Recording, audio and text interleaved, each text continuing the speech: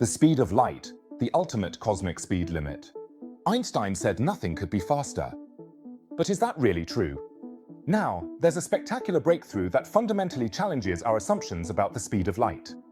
What exactly was discovered in a new, spectacular experiment could change our understanding of the universe forever and might even pave the way for us to reach the stars.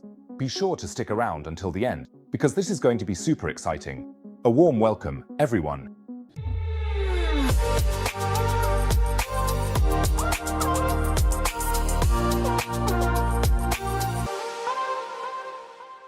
The speed of light.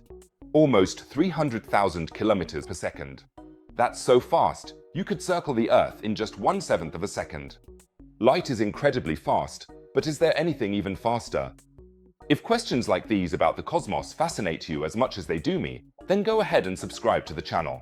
Subscribing doesn't cost anything, you'll never miss another video, and you'll be helping me out. Thank you so much, everyone. Now, let's dive straight into the fascinating world of faster-than-light speeds. At the Lawrence Livermore National Laboratory, researchers have achieved something incredible. An experiment in which a light pulse in a plasma exceeded the speed of light. How is that possible, when Einstein taught us that nothing can be faster than light? One of these constants of nature is the maximum speed c, commonly known as the speed of light. Albert Einstein established in his theory of relativity that the speed of light traveling through a vacuum never changes. At roughly 300,000 kilometers per second, light moves through a vacuum at the highest speed imaginable in our universe. But speed of light isn't actually a truly accurate term for it, and that's for two reasons. First, it's not just light that reaches this maximum speed, but all other electromagnetic waves as well. Second, light can also be slower, depending on the medium it travels through. For example, in water, the speed of light is reduced to just under 231,000 kilometers per second. So the speed of light can vary, it only reaches its maximum speed in a vacuum. So far, so good, but some of you are probably wondering, but why do we have to stick to the laws of nature? I hate rules. Just imagine a spaceship zipping quickly through space. I've put together this scientifically absolutely accurate chart just for you. Our spaceship is moving through space and time. The faster it moves through space, the slower time passes. This comes from the concept of space-time, which says that space and time are inseparably linked. Now let's imagine a photon, a particle of light. Of course, that moves much faster than a spaceship, namely, at the maximum speed c in a vacuum. This speed has such a massive impact on space-time that the time component disappears completely. Time is slowed down so much that it stands still. So for light, time doesn't exist at all, and that represents the ultimate limit of the relationship between space and time. You can't go further than the disappearance of the time component, and that's why the maximum speed is reached at this point. In other words, if you want time to stand still, you just have to move fast enough. So these are natural constants that simply can't be broken. Personally, I'm also very allergic to rules, but these are ones we have to follow. And of course, the same goes for photons, the particles of light. But there are properties of light that don't play by the same rules. Physicists at the Lawrence Livermore National Laboratory in the USA have managed to accelerate waves made up of groups of photons to faster than light speeds. It sounds unbelievable and is also a bit tricky, but let's go through the whole thing step by step. The researchers first created a hydrogen-helium plasma, which is an ultra-heated mixture where the electrons are stripped from the atoms, forming an ionized gas. You probably know the basic principle from those fancy plasma globes that were all the rage back in the 80s. To create the plasma, the researchers bombarded the hydrogen-helium mixture with a polarized laser beam. Then they aimed a second laser beam at the plasma, and exactly where the paths of the two beams crossed, the second laser pulse slowed down in response to a change in the plasma's refractive index. In other words, the slowing down was caused by the interaction between the two lasers and the plasma. The laser pulses, in turn, have a horizontal and a vertical component, and the physicists measured the time difference between these two components of the laser beam. By slightly adjusting the precise alignment of the two laser beams, you can fine-tune the time difference between the horizontal and vertical components of one of the laser beams. The researchers tinkered a bit with the alignment of the laser pulses and discovered that, in doing so, they could decrease the speed of one of the lasers from 0.995 c, which is almost the speed of light, by -0.34 c, or increase it up to 0.12 c.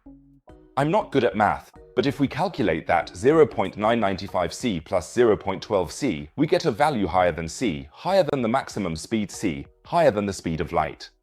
The peak of the pulse is moving faster than c. So now what?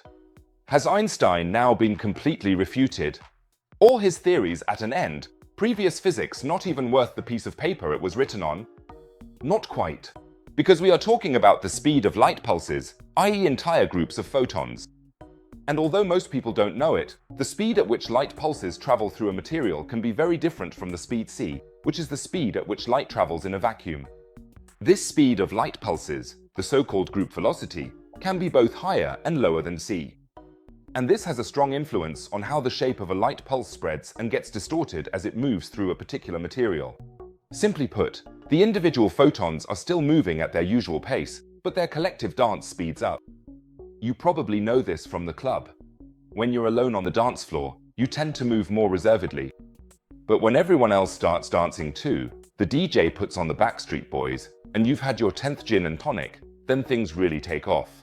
Sounds great, right? So, when are we going to start building spaceships that take advantage of this group velocity and bring us to the stars? That will probably be a bit tricky, because for more complex processes like propulsion or information transfer, the actual speed of the photons is what matters, not the group velocity. And as we've already learned extensively, individual photons can't break the maximum speed of c. As spectacular as the experiment at the Lawrence Livermore National Laboratory is, it's probably not going to give us a faster-than-light drive anytime soon. But that doesn't mean we can't achieve other spectacular technological breakthroughs with it. Because especially for laser technology, these breakthroughs are incredibly fascinating. The use of plasma streams to amplify or alter the properties of light allows us to build advanced high-tech lasers, which in turn are crucial for a whole range of future technologies. Clement Goyon, head of the experiment, says, "Slow and fast light is just the tip of the iceberg. The ability to predict plasma properties and use them to our advantage is crucial for high-energy laser experiments in high-energy density physics and inertial fusion. We would need such lasers, for example, to ramp up particle accelerators or to improve nuclear fusion facilities. This is a technology that could potentially provide us with almost unlimited energy someday, which in turn is also crucial for propulsion systems in space travel. So, in a roundabout way, these plasma superluminal speed experiments might actually bring us a kind of hyperdrive like in Star Wars after all." I know, it's a pretty tricky and complicated topic. That's why I would like to answer as many questions as possible about the speed of light in the comments. What is still unclear? What have you always wanted to know about the speed of light? Write me all your questions in the comments here. I try to answer as much as possible. Promise. Crazy, right? This discovery raises so many questions. But are we really alone in this observation? Not at all. Another fundamental force of our universe also seems not to obey Einstein's cosmic speed limit: gravity. Fittingly, my shirt. By the way, the shirts from the videos and many other galactic things like plush planets and my books are available in my space shop. Either click here or everything is also linked directly below the video. Every order helps me a lot, and they make great, nerdy Easter gifts.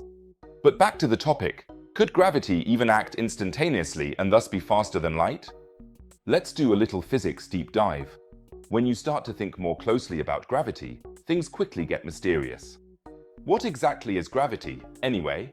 The existence of a gravity particle still hasn't been definitively proven, and explaining the cause of this force remains one of the greatest mysteries in physics.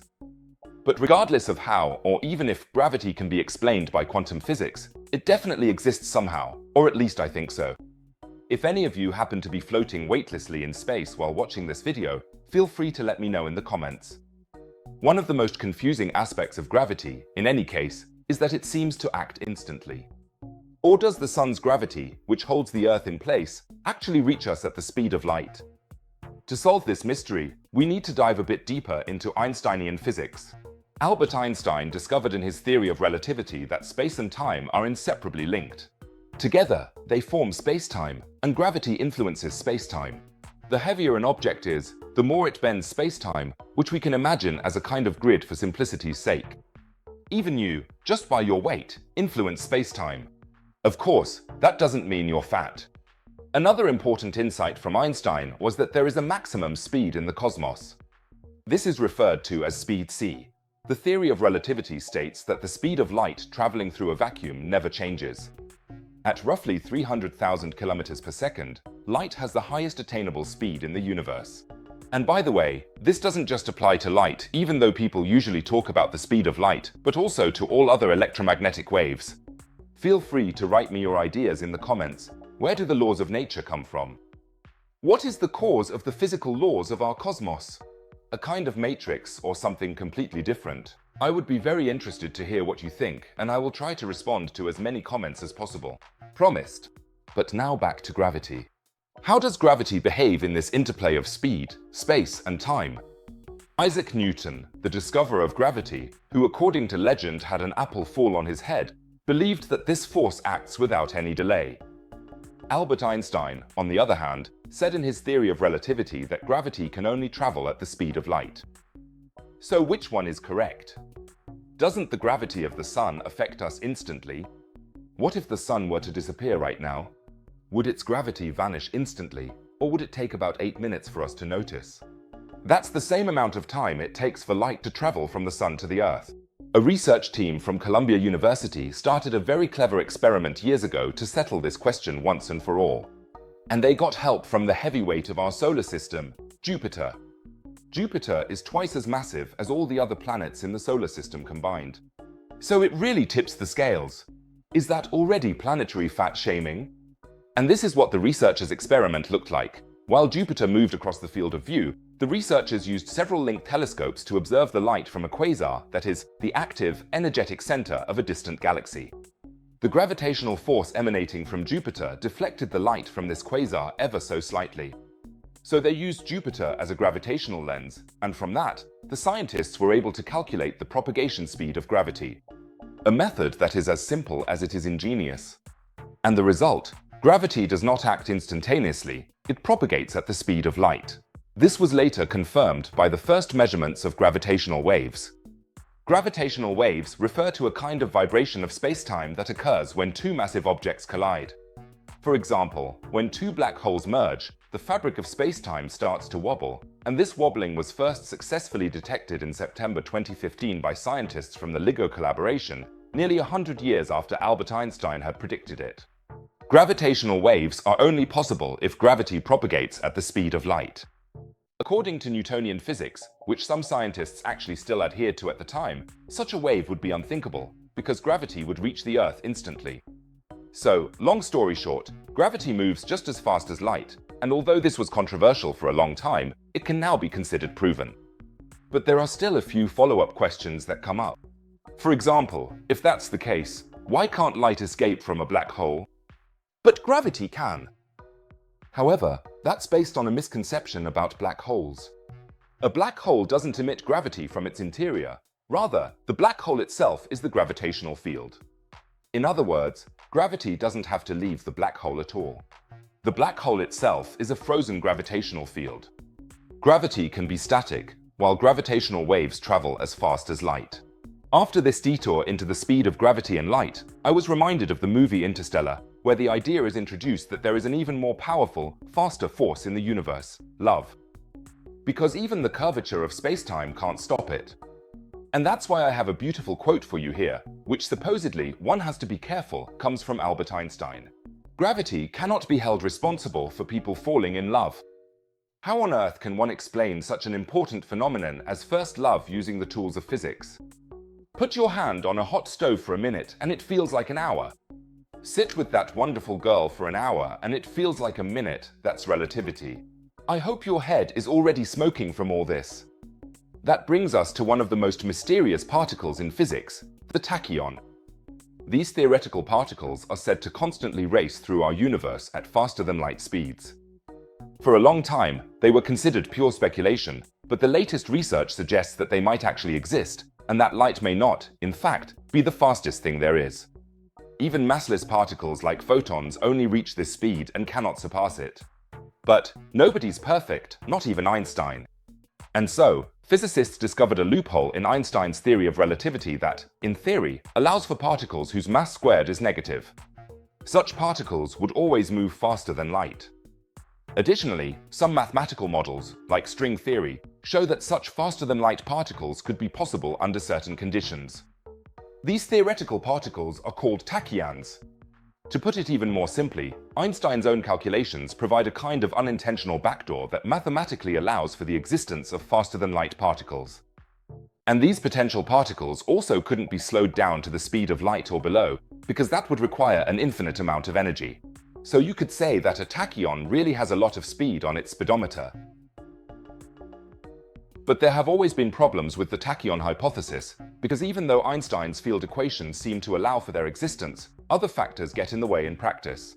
At least two main problems have remained unsolved so far. First, negative energy. The energy of the tachyon could take on negative values under certain conditions, which doesn't seem particularly plausible according to standard physical theory. And second, the unstable vacuum. The tachyon field would be unstable in its ground state, which would trigger a kind of avalanche of such faster-than-light particles. But now, a new research paper by physicists from Stockholm University is causing quite a stir in the scientific world, because they claim to have solved the tachyon problem. The physicists say, "We show that these problems are caused by a faulty representation of the Lorentz group in a Hilbert space that is too small." Hilbert space, Lorentz group. I think we first need to break down a few terms here to understand what the researchers have discovered. The Hilbert space is a mathematical space that describes the possible states of a quantum physical system. You can imagine it as a large space where all possible states of a particle or field have a place. The Lorentz group, on the other hand, describes the symmetries of special relativity, that is, how physical laws behave under movements and rotations in space. This group helps us understand how particles and fields change under different conditions. I know, it's all super complicated, and if, like me back in physics class, you were always sent to fetch chalk, that doesn't exactly make things any easier. But basically, you could just say that the physicists in their work suspect that all previous controversies regarding the tachyon are due to our incomplete understanding of quantum mechanical processes. According to them, the key point is the necessity to consider not only the initial state, but also the final state of the system when describing the behavior of tachyons. And now things are about to get really wild, because now we're talking about time travel. The researcher involved, Andrei Drogan, says that the idea that the future can also influence the present, instead of just the other way around, is by no means new in physics. But up until now, this has at best been considered an unorthodox interpretation of certain quantum phenomena. So, to really dive into the realm of tachyons, which, by the way, would make a fantastic title for a sci-fi novel, we need to let go of our usual linear perception of time. I hope you're ready for that, folks. Imagine a movie that you can watch both from the beginning and from the end, and even if you watch it backwards from the end to the beginning, the plot still makes sense and is complete. According to the authors of the study, this reversed approach to time is the key to understanding the nature of tachyons. Because when you look at time this way, the tachyon theory becomes mathematically consistent. The study states that by doubling the Hilbert space, we establish a covariant framework that allows for the correct quantization of tachyon fields and eliminates all these problems. Quantum physicists really have a habit of expressing themselves in complicated ways. What they mean is that by introducing this inverse time principle, think of it like watching a movie from the end, it becomes possible to incorporate faster-than-light particles into quantum field theory.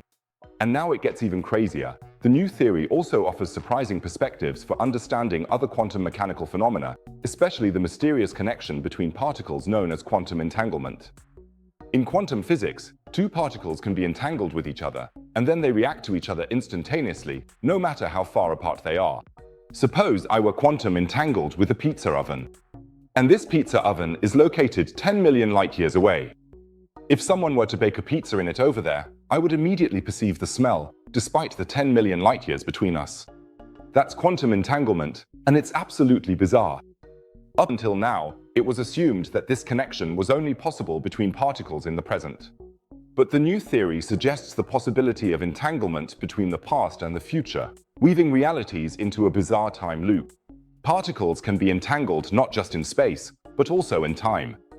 That really reminds me of the movie Interstellar, which also deals with a space-time connection that exists within a mysterious time loop.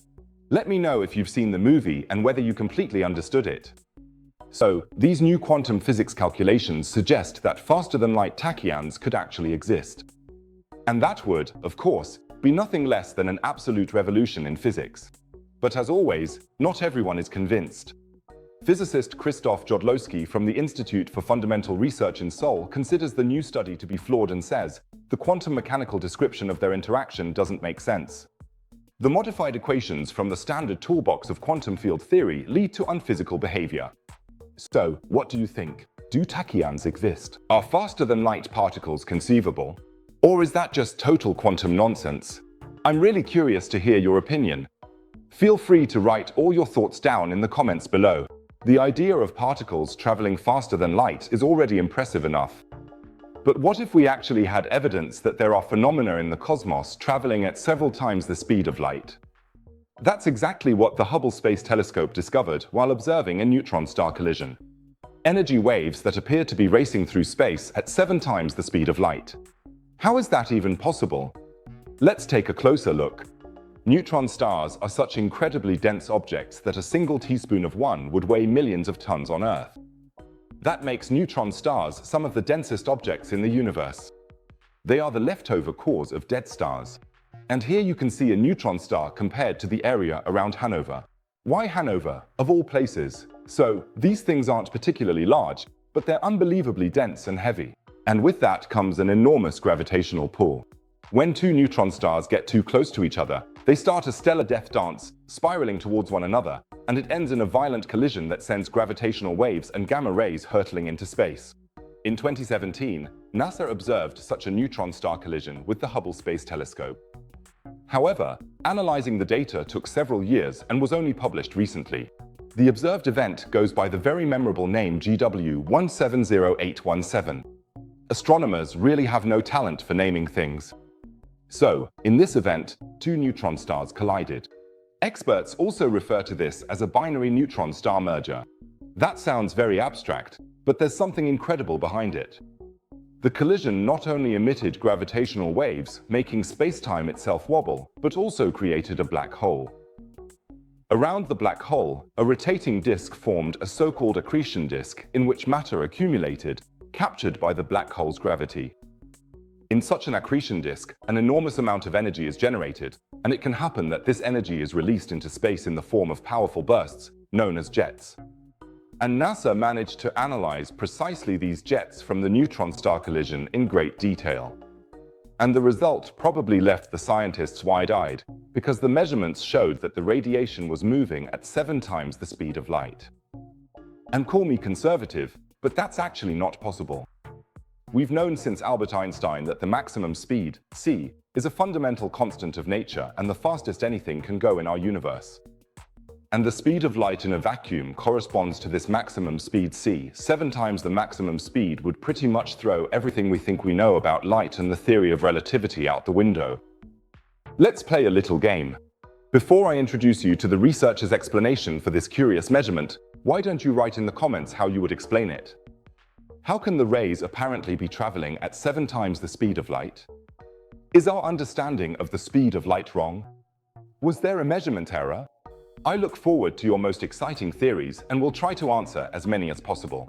Promised. The guys and girls at NASA are smart and knew right away that there must be some explanation for the supposed 7-fold speed. First of all, they were very happy that Hubble could even make such precise measurements. The astronomer involved, Kunal P. Muley, says, "I'm amazed that Hubble was able to provide us with such a precise measurement, one that rivals the precision of powerful VLBI radio telescopes distributed all over the globe. It was also the first combined detection of gravitational waves and gamma radiation during the merger of a binary neutron star. So, either way, it's an absolutely historic achievement by NASA and the Hubble Telescope." But what exactly is going on with the speed of light? The answer is superluminal motion. What is that supposed to mean now? Superluminal motion is an effect that can occur when light approaches our observation instruments and creates the illusion that the light is moving at a speed greater than the maximum speed c. Since the jet from the neutron star collision is approaching Earth at nearly the speed of light, the light it emits later has a shorter distance to travel each time. You could say that the jet is chasing after its own light. In reality, more time has passed between the jet emitting the light than the observer realizes. And that leads to the object's speed being overestimated. And in this case, it seems to exceed the speed of light. Okay, but honestly, who actually understood that just now? That's what I thought. So let's go over it again in a bit more detail. Imagine the black hole with its accretion disk. There, photons, that is, particles of light, are shot out into space, moving along at almost the maximum possible speed. So these photons exist in a relativistic world.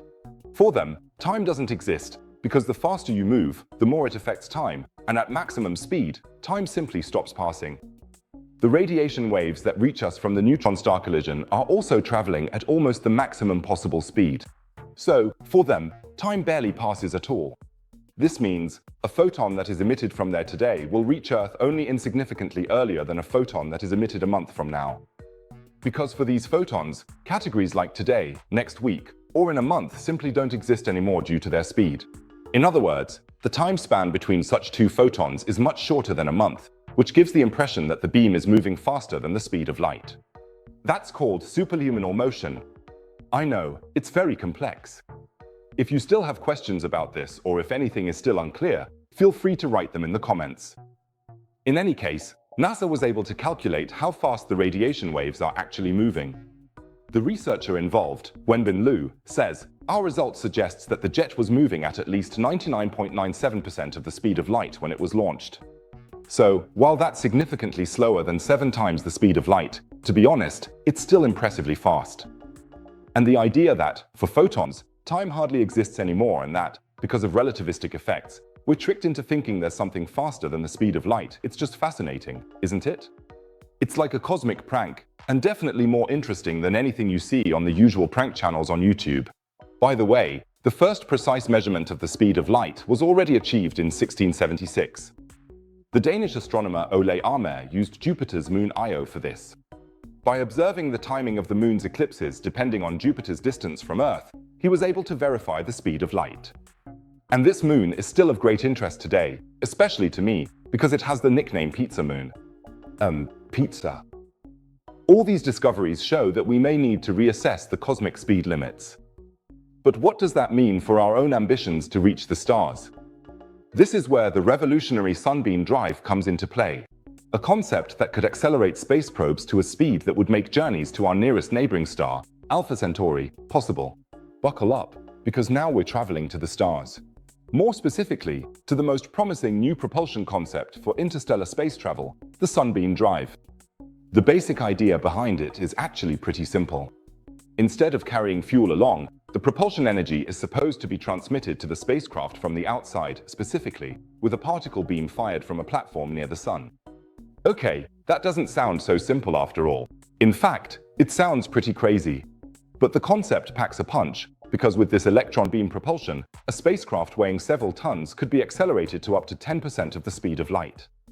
That would make it possible to reach Alpha Centauri in just 40 years, instead of 40,000 years with conventional propulsion systems. A little quiz question for you. How long did it take Voyager 1 to reach the next star system? When will it arrive at the next star? Write your guesses in the comments now. The answer will be shown at the bottom of the screen at the end of the video.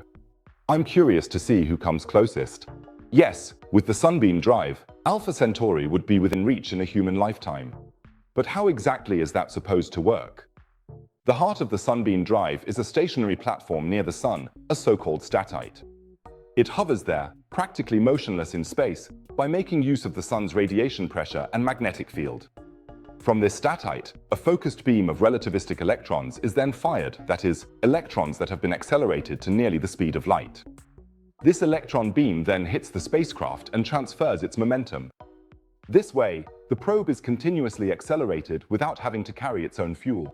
The longer the beam acts on the probe, the faster it gets.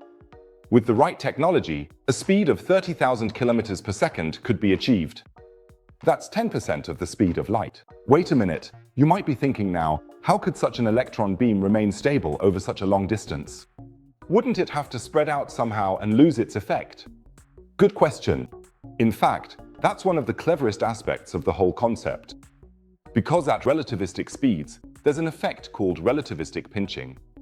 Normally, electrons would repel each other, but when they're moving at nearly the speed of light, time dilation prevents them from moving away from each other. So the beam stays focused even over huge distances and can transfer its energy to the spacecraft. The study says, the physics of charged particle beams for energy and momentum transfer has already been extensively studied in the interstellar literature.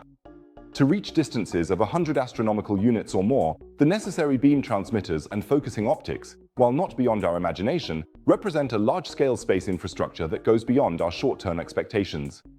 Crazy, right? It's all possible thanks to the theory of relativity. But what does this actually mean for interstellar space travel? A whole lot.